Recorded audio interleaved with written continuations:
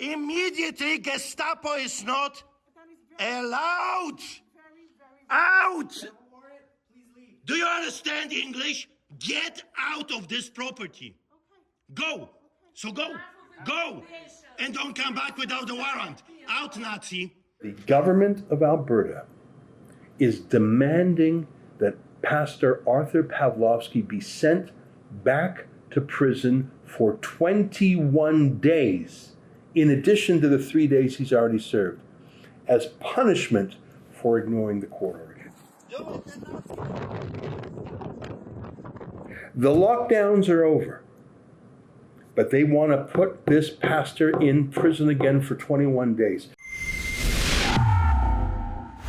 I'm Ezra Levant. I'm the president of Rebel News. And a year and a half ago, when the pandemic came and the lockdowns came behind it, we were worried about violations of civil liberties, that law enforcement and politicians were going to take advantage of this crisis to flatten our rights. And the very first case that pricked us into action was that of Artur Pawlowski, a pastor who preaches on the streets. But he doesn't just preach, he gives food to the hungry. He tends to the lowest of the low.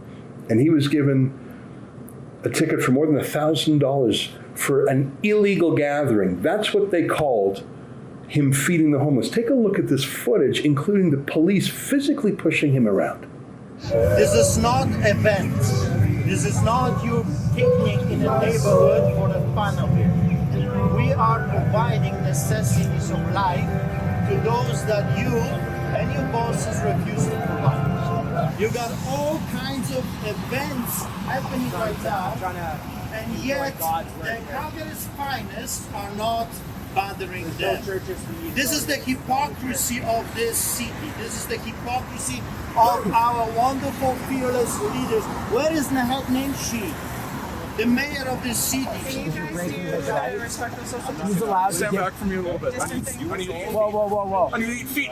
Stand back. Okay? Or what? Stand You're back. gonna threaten me and abuse me? Hey, guys. Do not do that. Tell him not to touch me. 6 feet away for everybody. Back up now. That's for everybody.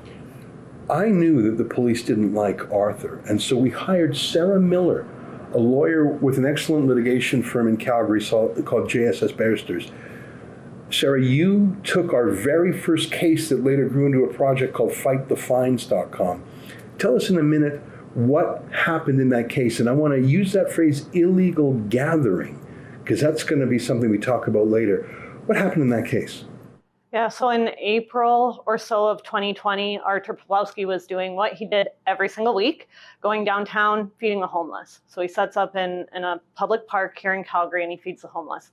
Up until the lockdowns that had occurred in March, he had permits for that. He had gone through city processes, and that was his weekly practice, to go down 3 times a week, feed homeless, reach out, preach, and help the community, and specifically the poor and marginalized portions of it. These are people so low they wouldn't even be allowed in a homeless shelter because they had some other issue. They would maybe be violent or drunk. He said no to nobody.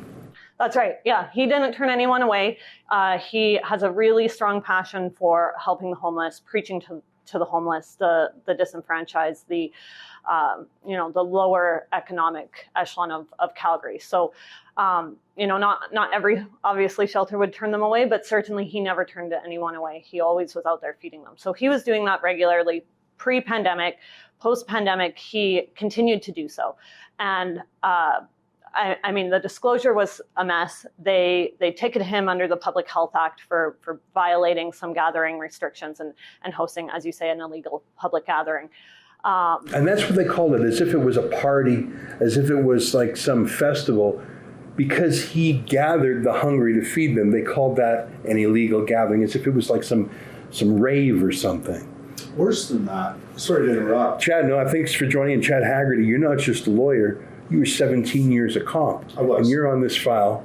I am. For Arthur, too. This is the first time we've met. You, too, are part of a larger, I call it a dream team, that is here to help Arthur stay out of prison. Tell me a little bit from your point of view as an ex-cop, now a lawyer, what happened to Arthur? So When you refer to the illegal public gathering, one of the issues that arises with that is during the protests over the last couple of years, the Alberta government instituted legislation that allowed them to curtail public gatherings. Now, in that context, it was public gatherings that were loosely referred to as, dangerous or almost terrorist-ridden, extremist gatherings. To use similar language now for a street preacher who is following the edicts of his faith, both preaching and administering to the poor, to the marginalized, it's concerning. My interest in this, my reason for being, is to ensure that state overreach is limited. In a situation like this where police officers have legitimate functions to perform to safeguard society, focusing on an individual who is essentially operating in a social vacuum. It's no secret that marginalized populations in Canada are underserved, and that needs to change. Unfortunately, it falls to individuals like the Pawlowskis to address the gap in the social support structure. It's amazing. I didn't know that illegal gathering concept started to shut down terrorist or violent groups, and here it is being put against really a guy who's feeding the hungry. But I don't want to linger too much on this other than to say that's how we were introduced to Arthur. I mean, I knew of him for years, actually, the fighting pastor, always in trouble for doing good. And he was so resilient. He's a tough guy. He's not soft-spoken. We hired you, we crowdfunded you to fight the fine. Tell us how that ended. You were the first case, but also the first victory, right? Yeah, absolutely. So we reached out to the Crown, we got disclosure, and we convinced the Crown to withdraw the charges. As in, there was no prosecutor that actually would want to go to court with that awful charge. Right. With that charge, with those circumstances, with, pending constitutional challenges, and, the video that Artur had, which with the officer, shoving, and yelling and being, maybe inappropriate. No findings of that, but of course that's what we all think. Definitely, there was no way a prosecutor probably wanted to proceed. So that was the first case with Artur Pawlowski, and since that time, our FightTheFines.com project has expanded, and you two are amongst 20 lawyers coast to coast.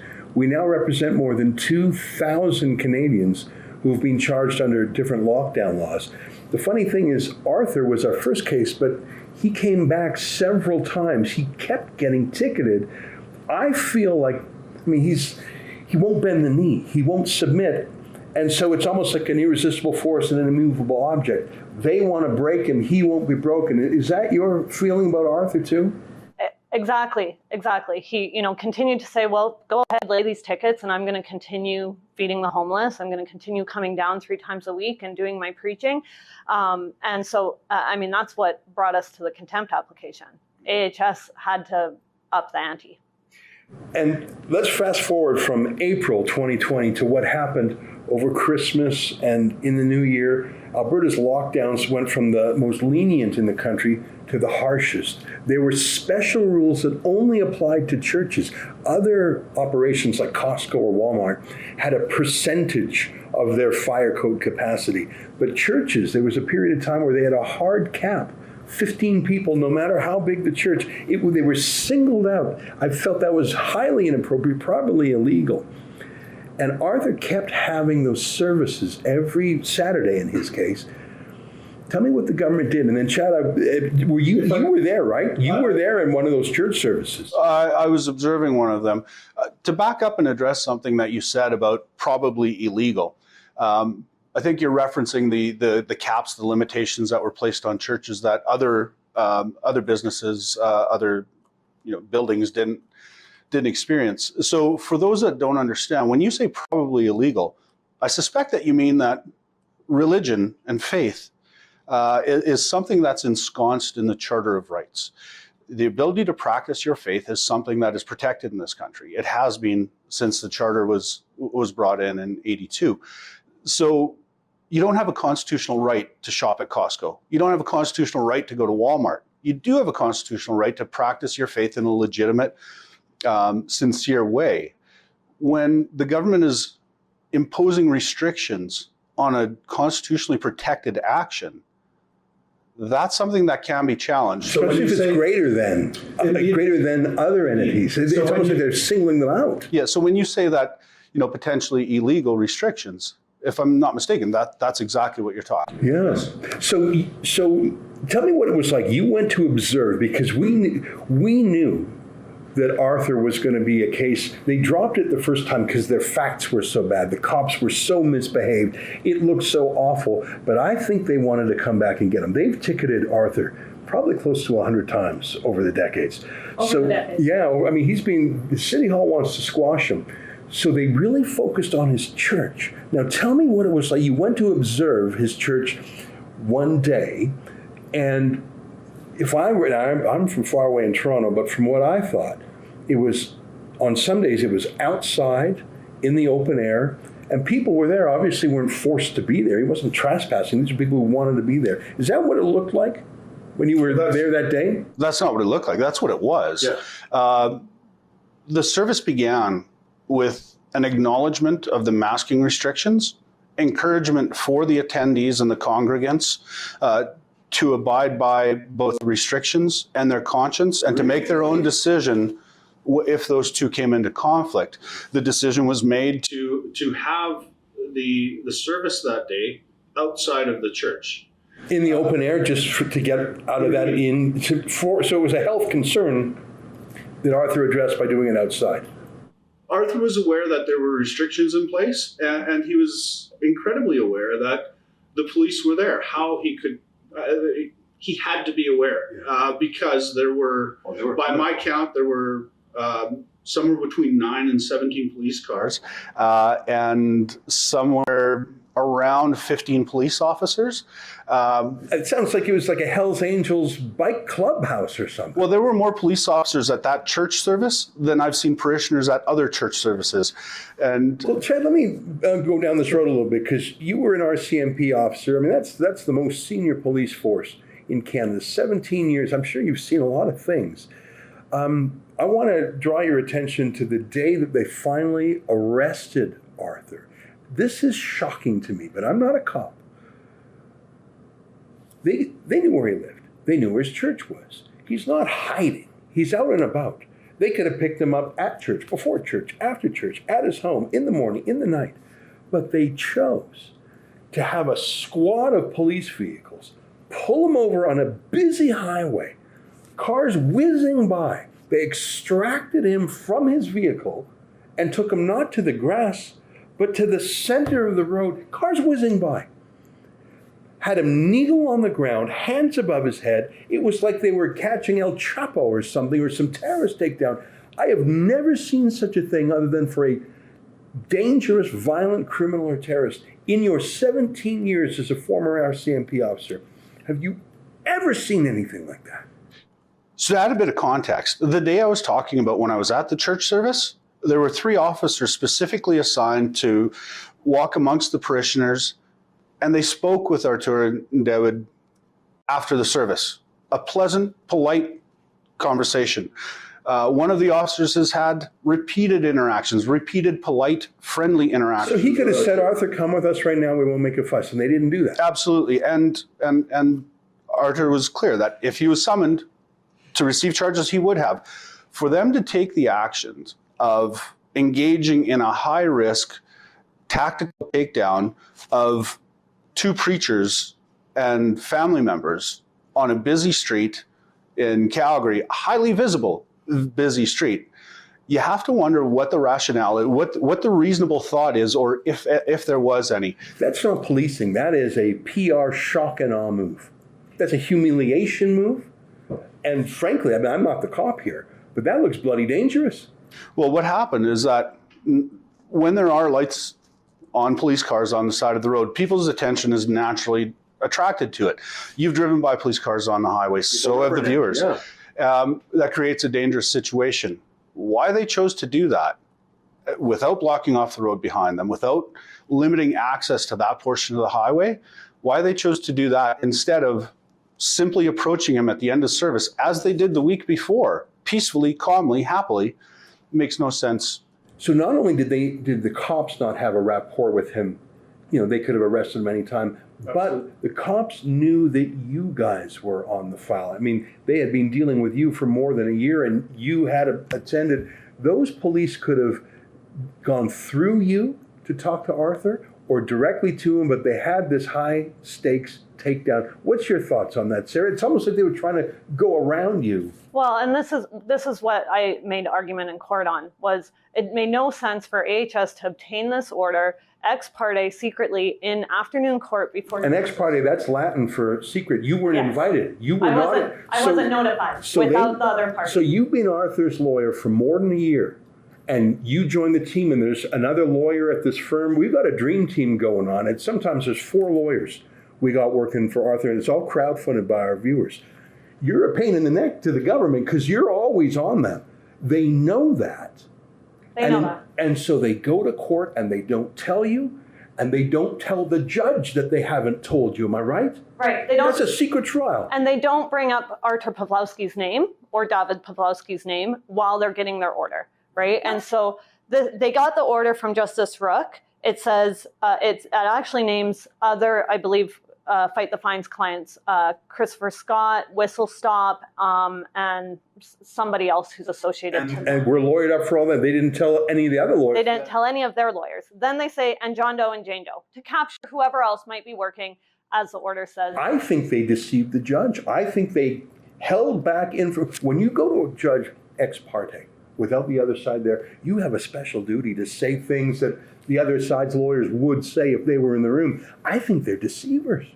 Yeah, and I mean, our clients weren't listed in the order, so they didn't have to necessarily disclose the Pawlowskis or their counsel. That's who they used it against. But exactly, they knew, because 2 days later that they're enforcing that order and arresting Artur Pawlowski. They could have at any time, Thursday evening, anytime Friday, Saturday morning.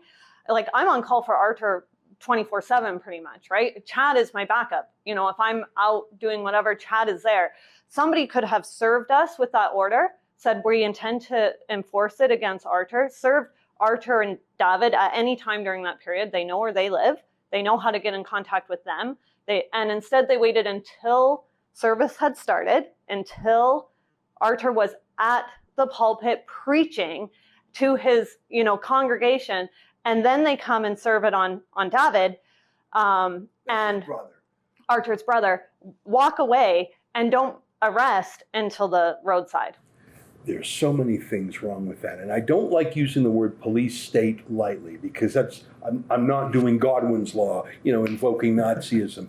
But what do you call it when the government prosecutors are sneaky and the police have every opportunity? And frankly, I bet there's a rapport, ex-cop who's the lawyer, cops, you have a similar language. There might be a camaraderie even, but instead of dealing with you, they don't deal with you on purpose, because they would rather have that shock and awe arrest. And shame on them. Now, I got a question for you, Chad. Sure. So they have this shock and awe takedown. I've never seen anything like it. And frankly, I was scared he was going to get run over. Like, at least close the road. What are you doing? Why did they take him to jail? Because the order, it wasn't a crime. I'm a former lawyer, and I know that bail usually turns on, number one, is this person a threat to himself or others? And number two, is he going to flee the jurisdiction? Arthur wouldn't hurt to flee, and he's not going to flee the jurisdiction. So why was he taken straight to jail and kept in jail for 3 days? So in the criminal courts, you're right. The first consideration is this person going to come back to court? Are they a danger? Will their release negatively impact essentially the reputation of the justice system? That's in the criminal context. This order wasn't written under the criminal context. What that means, because they chose to go civilly, is that all of the charter rights that generally apply to an arrested or detained person in the criminal courts the right to be advised of the reason for arrest, the right to counsel immediately, the right to have their detention established or determined by the courts, and many others are essentially withheld. The rules in the civil context are a little bit different. And one of the rules that's different is detention and release. The order, by the way it was written, required anybody arrested under the strength of the order to be held in custody until they could be taken before the Court of Queen's Bench. But this is the issue. Or it didn't strictly require arrest to be put before the Queen's Bench. It set out three options. Justice Rook set out three options with probably respect to the criminal system and the appropriate way to detain people. The first option was something like they can be arrested on a promise, an undertaking of some nature, to come back to court, at earliest convenience, to be held in, have a hearing in contempt. The second one was to be released with some sort of conditions, I believe, and I don't have the order in front of me, so I may be paraphrasing a bit, but there's two other options that didn't result in or require detention at a detention facility. So they went straight to jail. Straight to jail. It's like that comedy sketch. Straight to jail. You know the one. Mm-hmm. Soup is cold, straight to jail. Where are the armed men who come in to take the protesters away? Where are they? This kind of behavior is never tolerated in Boracua. You shout like that, they put you in jail right away. No trial, no nothing. Journalists, we have a special jail for journalists. You're stealing, right to jail. You're playing music too loud, right to jail, right away. You're driving too fast, jail. Slow, jail. You're charging. And that's a comedy sketch about a police state in Canada. It is, and like Sarah says, and like you're alluding to, when police officers or the powers that be immediately decide that detention, jail, is the first step, that's where somebody who practices criminal law and is constantly trying to preserve the liberty of my clients and Canadians generally, I hear things like that, and it's infuriating, especially in a situation where there is an open line of communication. There is a mechanism by which this can be addressed without the histrionics. This feels like bullying and revenge, and I'm going to come back to those two words later because I have a legal document in front of me that talks about bullying and revenge. Now, Sarah, you want to say something? I was just going to add that,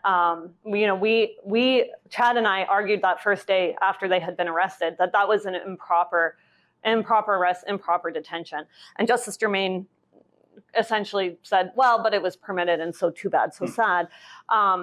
And then we made that argument again in the contempt hearing, and he said, well, it was permitted, too bad, so sad. So, I mean, Chad and I have been, and of course I'm being a bit flippant and paraphrasing, but he didn't say those exact words. But, Chad and I have been really harping on this. You're only allowed to keep people in jail for 24 hours without a bail hearing ordinarily. He was in jail for 3 days. He was in jail for 55 hours. And I understand that they didn't even have a bed there, and they were mistreated in the jail. What were the facts? Like, you arrest a pastor, like, you arrest a violent criminal, I get it. You put him in a cell, your top priorities, don't let him harm anyone. This guy's a pastor, he's a family man, you know where he lives, he's not running away. If every one of these quirks, if every one of these little mistakes is going in the same direction, vengeful, bullying, after a certain point, secret trials, don't tell the lawyer, use the most harsh remedy in the order. How many times do the police and the prosecutors get to make a mistake that harms Arthur before we can say, this man is tantamount to being a political prisoner, and they're doing things to him beyond what the law permits? That's how I feel about this. And there are a couple of things, sorry, Sarah, there are a couple of things to remember when it comes to jail. The punishment is going to jail. What happens in jail is not supposed to be the punishment. Deprivation of liberty, not having the freedom to do as you wish, that's the punishment. Being mistreated in jail, that's not supposed to happen. We're a civilized nation. Now, I understand there was some trouble even getting access to him, getting contact with him. Is that right? Well, once we had heard from his family that Artur had been arrested, both Chad and I spent most of the weekend trying to contact him, find out where he was, and contact him. So, in Artur's affidavit that we filed in the court, he never got any of our messages. They just wouldn't pass it on. We have no idea what happened. I mean, and of course, we're not entitled to disclosure in a civil proceeding, right? They could have proceeded in criminal proceeding. There would have been all these protections, as Chad said. He would have been released within 24 hours. So they're using access to disclosure. They're using the brute force of the cops, big criminal style arrest, but with civil court, so you can't get access to the disclosure. This is unfair, but I have to tell you, you did get him out, and I'm grateful for that. There was another pastor in northern Alberta named Pastor James Coates of the Grace Life Church who served 35 days in prison before he got out. So I feel like you guys got Arthur out, should have been in 24 hours, but they didn't even let you talk to him. So I'm glad you got him out after 3 days. Chad had to go down to the courthouse to finally talk to him in the courthouse, in the back rooms of the courtroom. Like in the holding area there. Indeed, and within 4 or 5 hours of a conversation with Artur and David, they were released. I think it was very shortly after we had a face-to-face conversation. So you got him out. 3 days in prison ought not to happen, but it did. Okay. And then on July 1st, Alberta lifted almost all the lockdowns. And the premier, the same premier who took to the podium to condemn these churches, to imply they're super spreaders, he said, all right, we're all free now. Best summer ever, he said. Okay, so I thought this thing was done. But then I heard that the government is not done. And I heard, and I have a copy of a filing here from Alberta Health Services, who's prosecuting this case. I have a 27-page document that you provided to me. This is filed in court. Anyone can see it. Where the government of Alberta is demanding that Pastor Artur Pawlowski be sent back to prison for 21 days, in addition to the 3 days he's already served, as punishment for ignoring the court order. The lockdowns are over, but they want to put this pastor in prison again for 21 days. I found this shocking. This is real. They really are going forward with this. It's filed with the court. It's filed with the court. Alberta Health Services is seeking 21 days custody for Artur and 10 days custody for David, giving them no credit for pretrial or pre-hearing custody, as they would have received generally in criminal court. And not only that, they're seeking costs. Their legal costs for their in-house counsel that are on salary paid by public dollars. Taxpayers have already paid for them, but they want to wring them out. But you know what? I went through this very carefully. Chad, I'm going to come to you for a second about your police experience of who gets 21-day jail terms, because I want to talk to you about that. But there's an incredible line here. It's on paragraph 56. So they want so many things. They want 21 days in jail. They want the pastor and his brother David to pay for his own prosecution. It's like in Soviet Russia, where they sent you the bill for the bullet. They sent the family the bill for the bullet used. I want to read paragraph 56 of the government's pleadings, in the brief rather. With respect to a potential fine, this is why they're saying they want to throw him in jail instead of giving him a fine, which is often done in contempt of court. With respect to a potential fine, it is not certain whether the respondents, the two Pawlowski brothers, would have the financial means to pay an elevated fine commensurate with the scope of their contempt. Let me translate that from legalese to plain English. They're saying because they're poor, they can't pay a fine, better put them in prison because they're poor. So if they're millionaires, they could buy their way out. But if you're a low-income person, and these guys aren't living large, put him in jail because he's poor? That's how I take paragraph 56. Yeah, it's speculative. I Who mean, knows essentially, what they put it in there? Yeah. Judge, he doesn't have money, throw him in jail.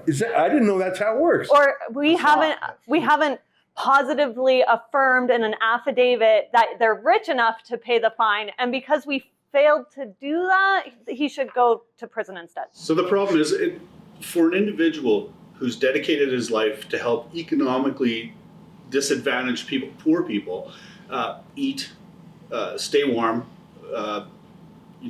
receive the word of God, and find community. he's helping people who are economically disadvantaged because they suspect that he's economically disadvantaged. He's not a wealthy man. They're saying that you need to go to jail. That's not how Canadian law works. We do not support paupers' prisons. We do not send people to jail because they're too poor to pay fines. I can't believe they put that in writing. What we do in that situation is we either reduce the fines or we find an alternative method of imposing punishment. Yeah, like community service, which he does every week. I say sentence Pastor Pawlowski to community service, feeding the hungry. 3 times a week. So you mentioned earlier, who would get 15 days in jail? So Yeah, 21 days. Yeah, I mean, that's the thing. So 21 actual served days. So no parole, no early release. What do you have to do to get that kind of a sentence? Well, I mean, you can get it for a few things, but let's compare apples to apples, sort of. A breach of a court order in criminal court would be under, failing to attend court when required to do so, failing to abide by conditions, which is very much akin to this. You're not doing what a judge told you to do. Common sentences for that are in the range of 15 days. For an accused that has a criminal record and a history of disobeying these But orders. how about a first offense? Because Artur Pawlowski, as far as I've known, have never committed a crime in his life. So he got a first offense here, and his offense is not one of violence. What is the odds of a first offense conviction for 21 days? Tell me what you have to do on a first offense. Tell me in terms of, let me ask you this. If he would have gone up to someone in his church, punched him in the face, charged with assault, he wouldn't get 21 days for a first offense. If he would have punched his congregants in the face, would he get a 21-day jail sentence? Probably wouldn't end up with a criminal record. Probably wouldn't serve a day in jail, probably get some, community service. He would have been released on paperwork the same day, more than likely. He would have, if he had pled guilty, at worst, perhaps a conditional discharge, which means, yes, community service, monitoring for a period of time, and then the charges essentially go away. He doesn't end up with a criminal record. Now, the whole point in these situations is that they want to repair the depreciation of the authority of the court, which, understandable, fine. But there are ways to accomplish that goal that are restrained, that don't require depriving somebody, a Canadian citizen, of their liberty. And that's one of the things that should happen last in our society, is throwing somebody in jail.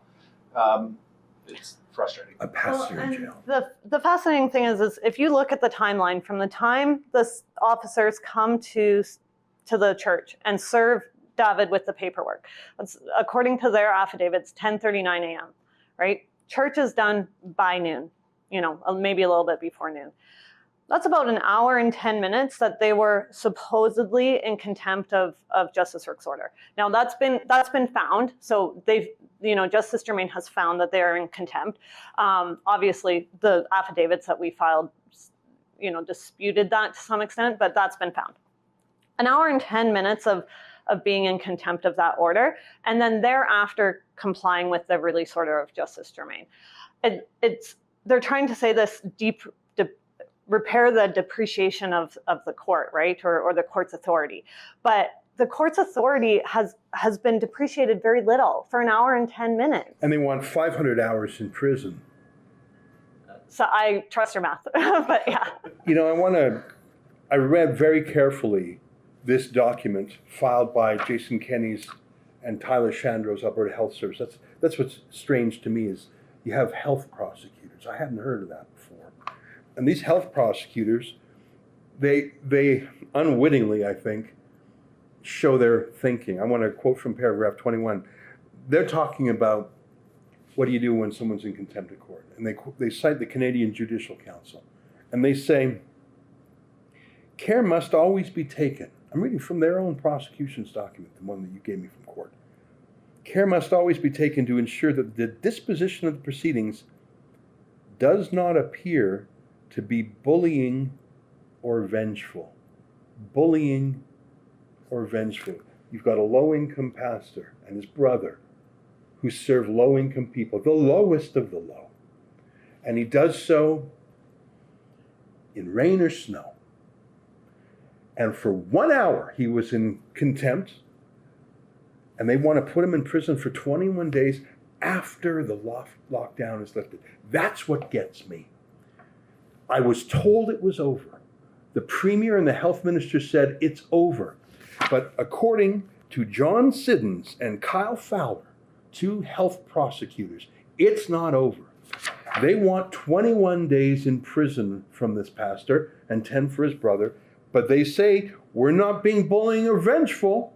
We're in Calgary, no more than 1.5 kilometers from the location where the Calgary Stampede was held up until this past weekend.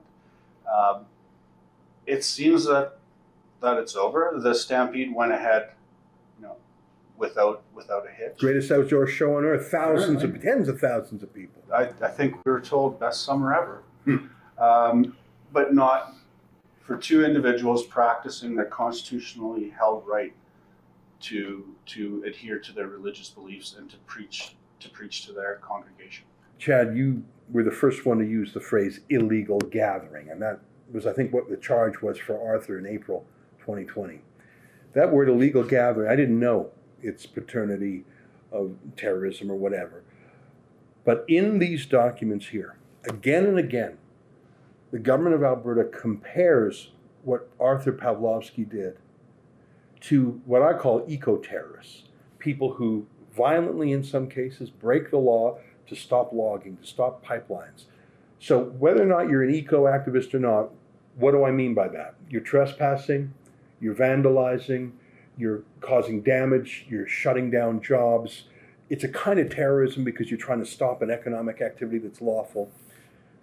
Case after case after case that's cited in the Alberta government's brief compares what Arthur and David did, a peaceful, voluntary opening of the church, but having it outdoors, compares that to what I would call eco-terrorism in the face of court orders against pipelines and forestry.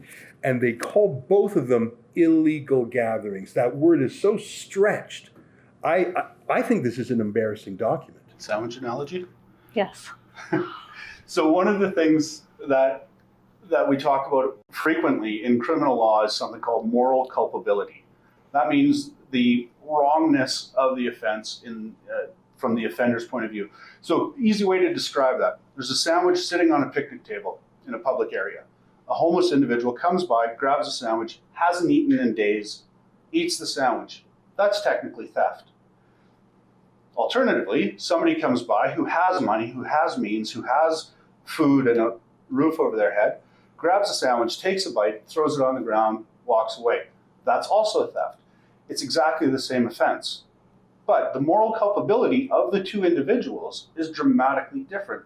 The moral culpability of somebody who's starving trying to get a meal is much, much lower than somebody who's just being a jerk.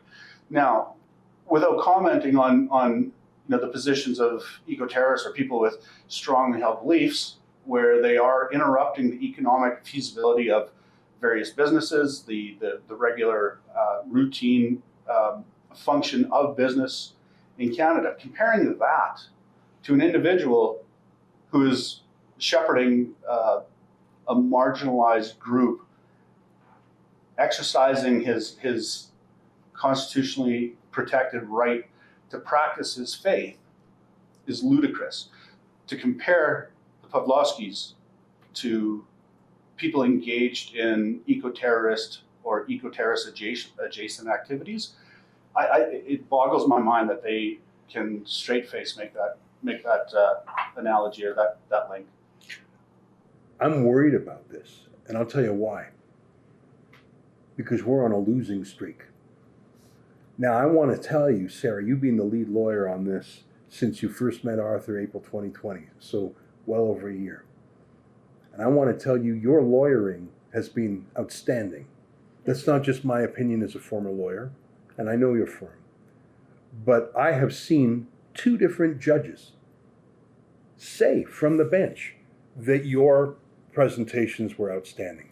So I know the reasons we have lost is not because we have not had a strong advocate.